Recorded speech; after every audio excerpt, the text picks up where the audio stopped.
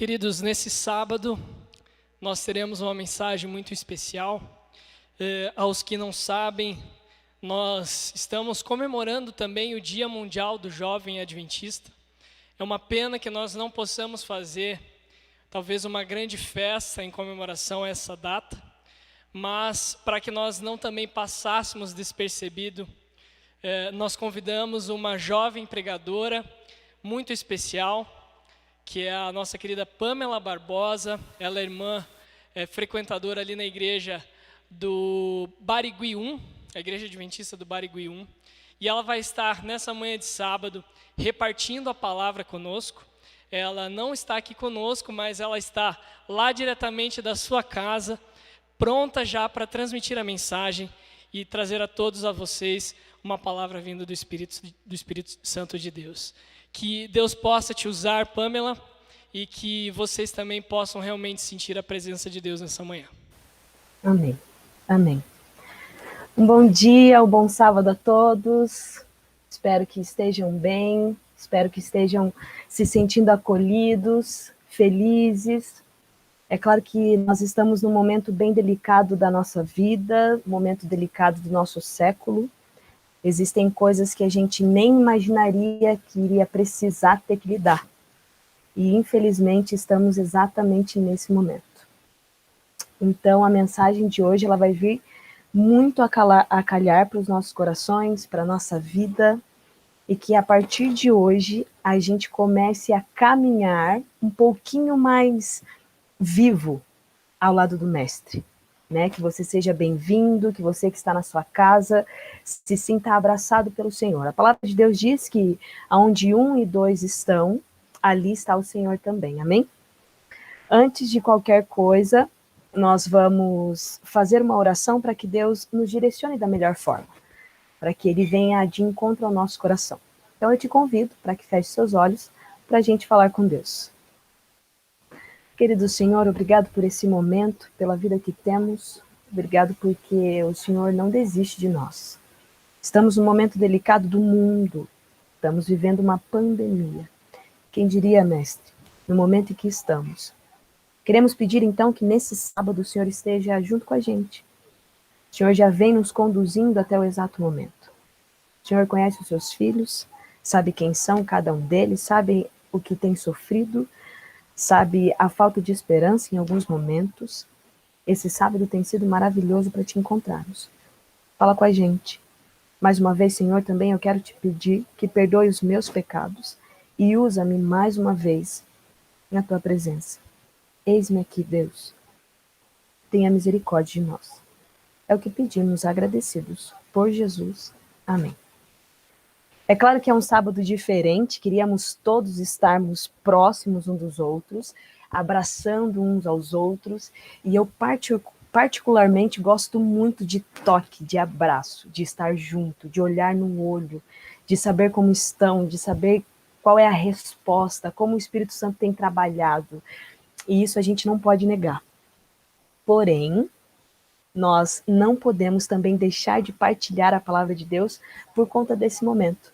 Aliás, é esse momento em que mais precisamos, é nesse momento em que mais temos que partilhar a mensagem. E então, para esse dia, Dia Mundial do Jovem Adventista, Deus preparou uma mensagem sensacional. Vem falando sobre a vida real nossa, sobre quem somos. E o mais interessante, o mais absurdo ao mesmo tempo, é lembrar do Cristo, de quem era o Cristo, das coisas que ele fazia, do jeito que pensava, do jeito que tocava. E é muito incrível pensar que Deus homem se aproximou da gente como carne, como ser humano, de uma forma em que todos nós iríamos entender. Veja, queridos, Deus, ele se aproximou da gente da forma que nós entenderíamos a mensagem. Ele poderia ter vindo de qualquer jeito, de qualquer forma, ele é Deus, nós não iríamos criticá-lo de maneira nenhuma, porque ele sabe o que faz. E então Cristo veio da forma mais sucinta, da forma mais simples, poderia ter vindo como um rei realmente, da mesma forma que todos esperavam, poderia ter vindo morar num castelo, poderia ter as roupas mais lindas, poderia ter o calçado de maior valor. A cada segundo, um anjo poderia descer e trocar os seus calçados. Só que não foi dessa forma. Cristo veio da maneira mais simples, da maneira mais sucinta, da maneira mais cordial e nobre. E então, quando eu penso no Cristo, eu penso no quanto nós, em alguns momentos, temos agido de uma forma falha. É claro que ser humano é pecador, inclinado a isso o tempo todinho. A gente, de uma vez por outra, acabamos desistindo ao invés de aprender a descansar. Já parou para pensar nisso? A gente desiste facilmente das coisas. Principalmente com relação às coisas do eterno, da eternidade. Começa a ser difícil demais, a gente já abandona, deixa de lado, e então usamos a desculpa de que, Senhor, isso não é para mim mesmo. Senhor, isso é muito difícil para mim, tocar outra pessoa. Olha o momento da vida em que eu estou. Talvez perdi alguém por conta desse vírus, talvez eu tenha sofrido demais as bordoadas do século, talvez eu tenha cansada demais com relação às coisas que têm acontecido, e de fato, querido, a gente tá cansado. Só que a palavra de Deus, desde Gênesis a Apocalipse, fala pra gente que ao invés de desistir, nós deveríamos aprender a descansar, respirar e caminhar a segunda milha depois. Porque foi exatamente o que o Cristo fez. Cristo, ele foi até o final no Gólgota, ele chegou até o final por mim e por você. Consegue imaginar a cena? Consegue imaginar toda a vida do Cristo, os 3 anos e pouco de ministério que teve, e então, em alguns momentos, se partiu cansado também.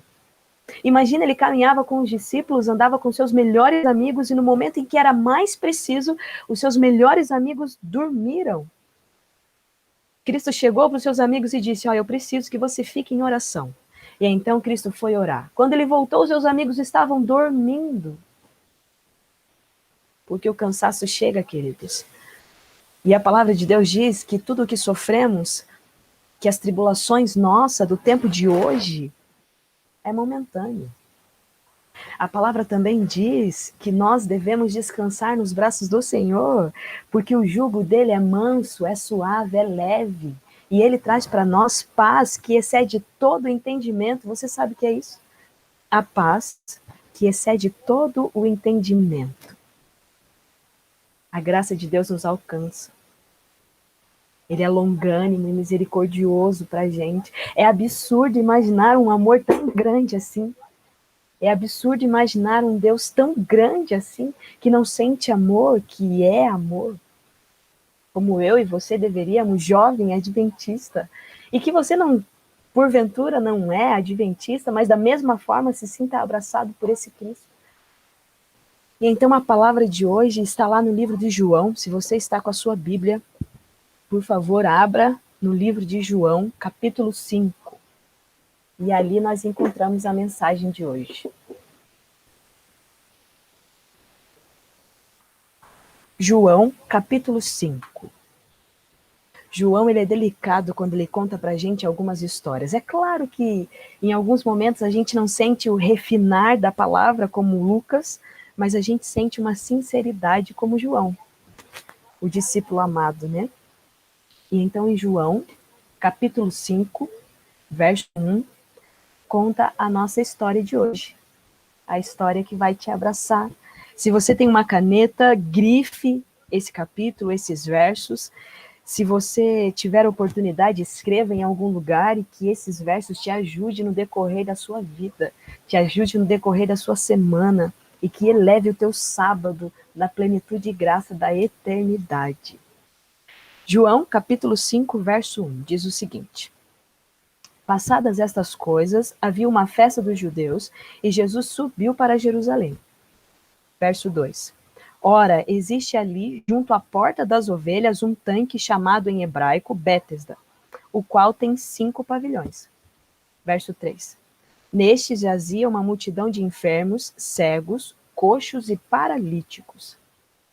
Esperando que se movesse a água, porquanto um anjo descia em certo tempo, agitando-a, e o primeiro que entrava no tanque, uma vez agitada a água, sarava de qualquer doença que tivesse.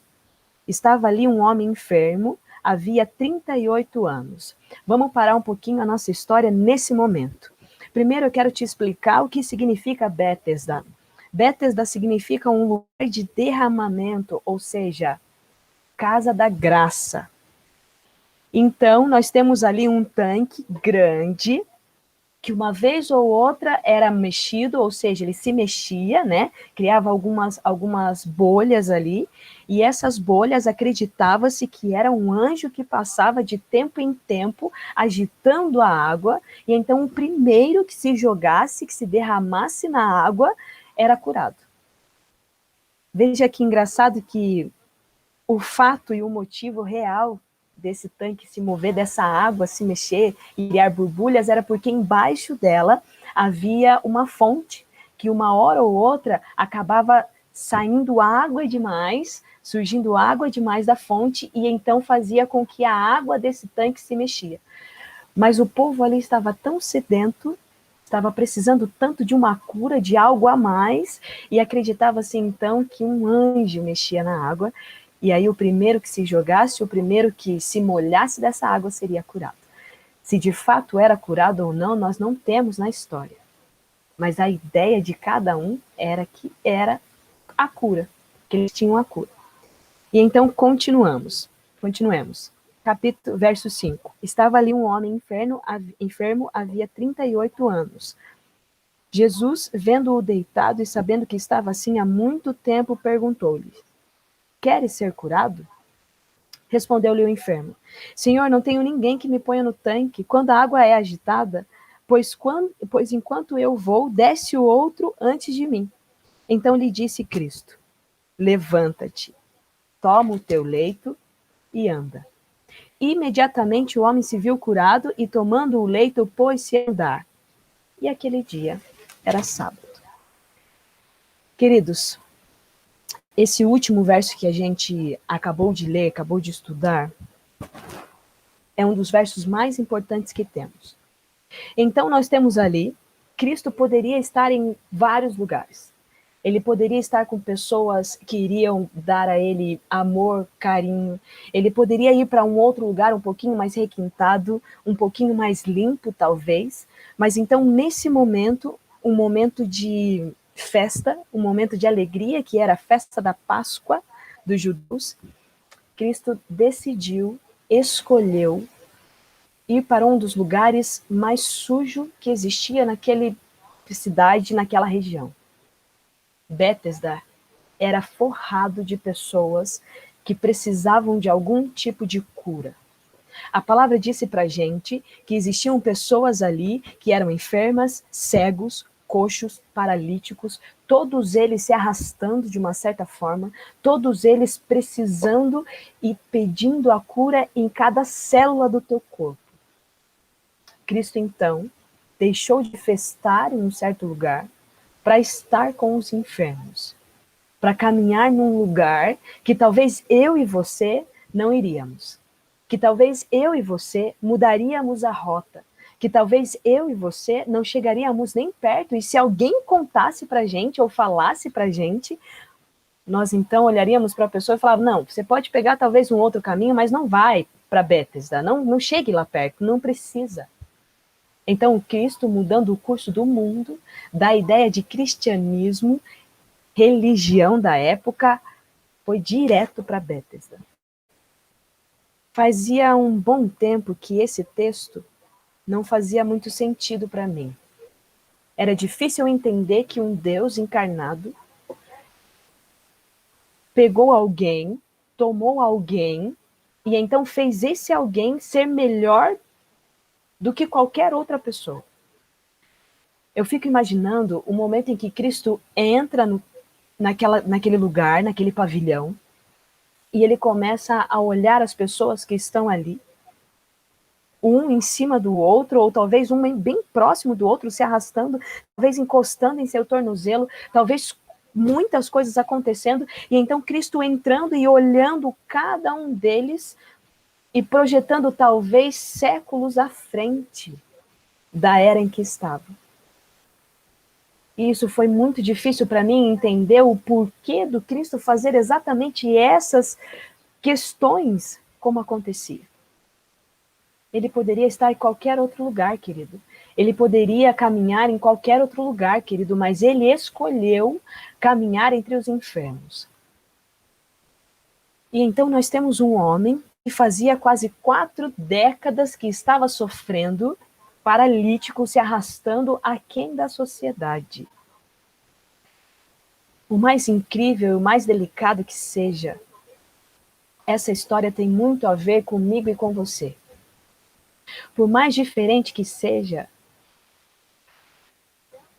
o ser mais principal e o ser talvez protagonista dessa ideia e dessa história sou eu e você, porque no momento em que estamos do mundo, no momento em que estamos do século, nós somos paralíticos, nós estamos nos arrastando, nós estamos cansados, talvez há mais de 4 décadas. Eu não sei quantos anos você tem, mas talvez você esteja cansado por muito tempo na sua vida. Talvez esse momento de pandemia que estamos esteja arrebatando, esteja cansando você de uma forma sobrenatural. E então, Cristo caminhou no pavilhão de Bethesda, da mesma forma que caminha no pavilhão da minha vida e da sua vida, da mesma forma que caminha em minha direção e na sua direção, da mesma forma que caminhou na direção desse homem de 38 anos que sofria por uma doença que na época era desesperadora, inclusive hoje ainda é. Você ser dependente de alguém, mas existe uma esperança e uma fé tão grande que a água vai ser mexida, que se eu conseguir tocar, que se eu conseguir mergulhar, eu vou ser curado.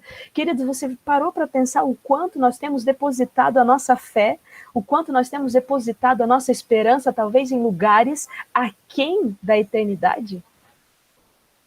A palavra de Deus ela é sucinta quando fala para a gente que o ser humano precisa adorar alguma coisa, mas nós temos depositado o tempo da nossa vida e a adoração a outras coisas que não seja o eterno, que não seja a eternidade.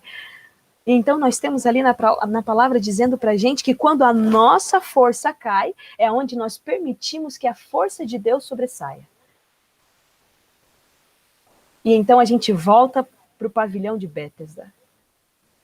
Cristo se encontra com esse rapaz, imagina o coração desse rapaz e imagina como ele não deve estar naquele momento, simplesmente ele não reconheceu o Cristo. Ele não reconheceu o Cristo, ele não viu, ele não sabia quem era o Cristo, mas a esperança dele era que o Cristo pegasse-o e jogasse-o na água para que ele fosse curado de uma vez por todas, porque a fé e a esperança era grande. E então ele se encontrou com o Cristo, os dois estavam frente a frente, olho no olho, Cristo olhou para ele e disse, você quer ser curado? Sabe, queridos, uma diferença do diálogo desse homem com o Cristo é que nesse momento ele não se lamenta. Nesse momento ele não fica falando para o Senhor, Senhor, mas pobre de mim, pecador, mas, Senhor, pobre. Não, ele apenas relata os fatos. Ele apenas diz o que acontece, por que ele não foi curado ainda. Porque toda vez que ele está próximo para se jogar, para ser colocado na água, vai alguém à frente dele. E então ele chega para o homem, desconhecido até então, chamado Cristo, e diz, Senhor, não tenho ninguém que me ponha no tanque quando a água é agitada. Pois enquanto eu vou, desce outro antes de mim. Então é como se ele estivesse, não reclamando, mas contando a história. Senhor, nas entrelinhas, por favor, você pode me colocar no tanque? Um pedido de esperança. Então Cristo, de uma forma sobrenatural, olha para esse homem e diz, levanta-te, toma o teu leito e anda. Levanta-te, toma o teu leito e anda. E então, imediatamente, queridos, a palavra de Deus não diz pra gente, então, se passou 1 semana e o homem começou a caminhar, se passou 2 meses e o homem começou a caminhar, se passou 30 segundos e o homem começou a caminhar. Não, a palavra é sucinta, ela diz, João diz pra gente, imediatamente o homem se viu curado e tomando o leito, pôs-se a andar. Isaías, capítulo 63, verso 9, diz pra gente que em toda a aflição do seu povo, toda a aflição do seu povo, ele também se afligia. E Isaías fala do Cristo. É certo que em alguns momentos da nossa vida, a gente acaba deixando a eternidade de lado. Em alguns momentos da nossa vida, a gente acaba esquecendo quem é o Cristo, de quem nós falamos, de quem nós deveríamos ter propriedade para falar cada vez mais de uma forma mais linda e absurda. E isso é super normal, queridos. Às vezes o barulho do mundo ele é tão grande que ele acaba sufocando a nossa voz. A voz que tem em você. E então a gente tem a história de João capítulo 5 falando para a gente que o homem relatou e contou, se viu frente a frente com um mestre. E então o mestre olha para ele e diz, pega o teu leito e anda. E imediatamente o homem pôs-se a andar. Quantas vezes Cristo tem falado isso para mim e para você? Quantas vezes ele tem olhado para a gente e falado, ó, eu preciso que você acredite na minha palavra. Eu preciso que você acredite no que eu estou falando para você. Eu preciso que você acredite no que eu já fiz. Eu preciso que você acredite que eu sou o alfa e o ômega, o início e o fim. Eu preciso que você acredite que você está sobre a minha guarda e com sangue. Eu comprei você. Mas o que custa a nós entender que mesmo deitados no chão, mesmo feridos e abalados da forma que estamos, pelo século que estamos, acabamos sendo egoístas demais. Acabamos sendo fechados demais, difíceis demais. Nós estamos no final de tudo, queridos. Ouço passos de um Deus que se aproxima e de fato está, e isso é louvável. Imagina então que todos os heróis do mundo não tinham cara de heróis. Olhe as turbulências, olhe as tribulações que Paulo sofreu. Olhe aonde João foi preso. Olha a forma em que terminaram, em que acabou. Talvez eles nem imaginassem o tamanho da imensidão, da grandeza que foi a palavra que eles escreveram, dirigidas por Deus. Eram heróis ocultos. Sabe o que é isso? Herói que não tem cara de herói, que não tem capa.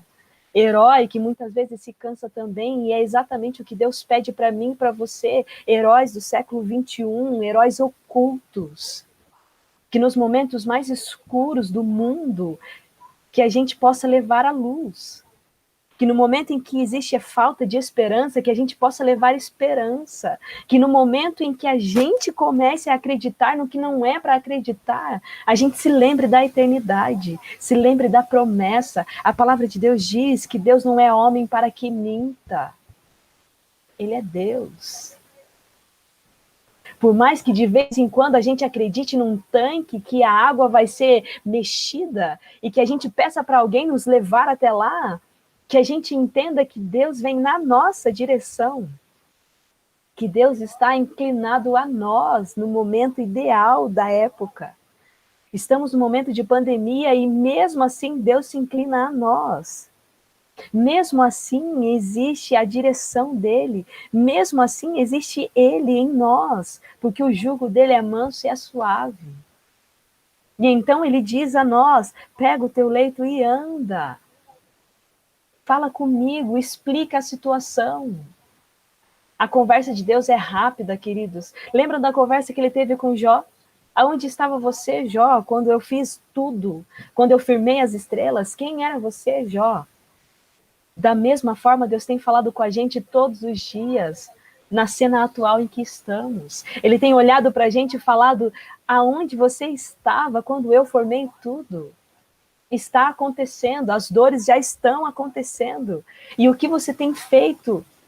Como você tem falado comigo? Eu sinto saudade de você. Deus, ele sabia quem eram todos ali. E ele sabia quem era esse homem de 38 anos. Ele já tinha ouvido, ele já tinha sentido, ele sabia os seus pensamentos, sabia as suas orações, sabia a sua esperança e a sua fé, às vezes depositada num tanque.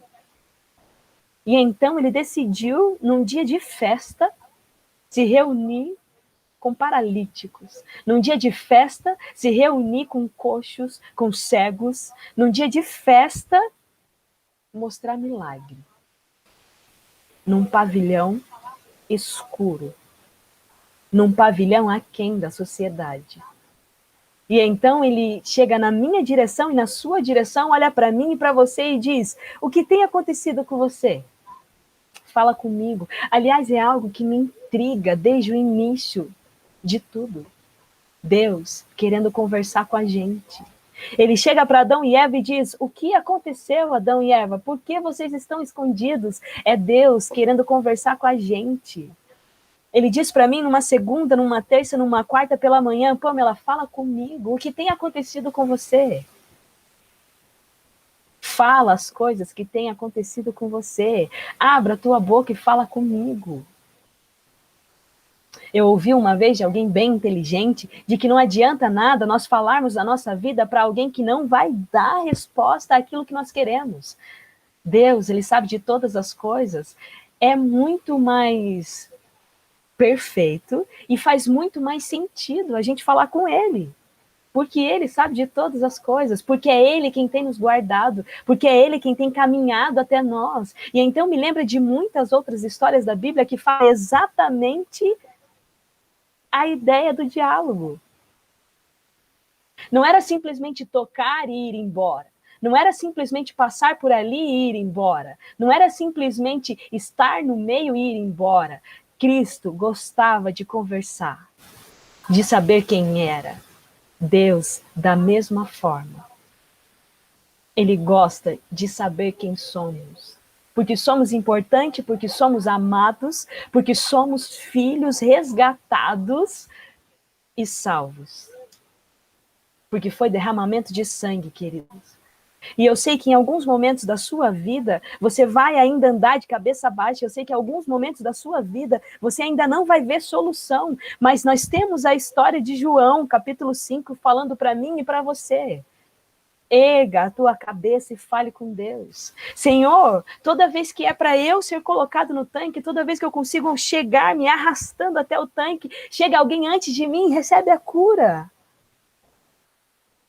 Fala para Deus: Senhor, toda vez que é eu para receber algo, toda vez que sou eu para ficar tranquilo, toda vez que sou eu para fazer, chega outro na minha frente e faz. E então Deus olha para você e diz: meu filho, pega o teu leito e anda.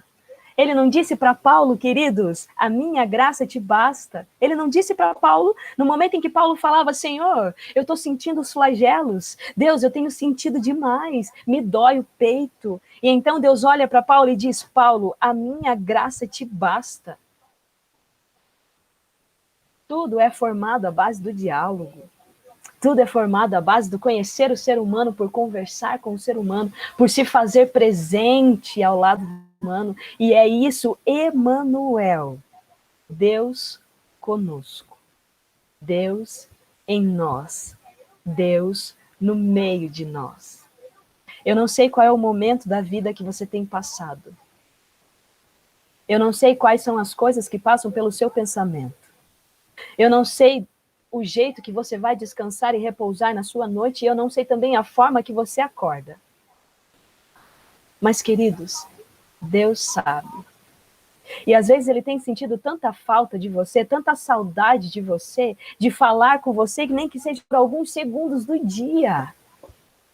Deus sente falta da gente, da nossa voz. A gente tem depositado a nossa voz, às vezes, por reclamar e fazer militâncias de coisas que não convêm, que não tem o porquê, que não é preciso. E então as esperanças que deveríamos ter na eternidade acabam se esvaindo e indo embora com as coisas que têm acontecido nesse século. E não deveria ser assim, querido. Nós deveríamos levantar todos os dias lembrando da eternidade. E querendo caminhar ao lado desse mestre, querendo estar ao lado do mestre, querendo olhar para o mestre, sentir o calor do seu olhar, e você pode fazer isso nesse século. E, aliás, querido, demorou para que acontecesse. Eu não sei quanto tempo você tem esperado a volta do Senhor. Talvez espere mais um pouco, talvez não. A nossa vida é muito incerta e está cada vez mais incerta ainda. Nós somos fôlego, e fôlego é simples, é frágil. Deveríamos aproveitar mais os nossos momentos. Solitude, que é o que mais se tem falado na época em que estamos. Se conhecer, falar com a eternidade e oferecer eternidade para o outro. Oferecer acalanto para o outro, oferecer afago, oferecer abraço, mesmo que seja virtualmente. Mas mostrar para o outro que existe um Cristo em você, que caminhou até a sua direção, que olhou para os teus olhos e disse: pega o teu leito e anda, vai dar tudo certo, calma, calma, descansa em mim, me abrace, deite no meu colo e durma. Receba a paz que excede todo o entendimento. Venha até mim, os cansados e oprimidos, não é isso? E eu vos aliviarei. Aonde você tem guardado, querido jovem, essa palavra? Aonde você tem guardado? Em que lugar do teu coração você tem deixado essa palavra? Descansa no Senhor, confia nele. E o mais ele vai fazer e já não está fazendo. Olha quantas bênçãos nós temos.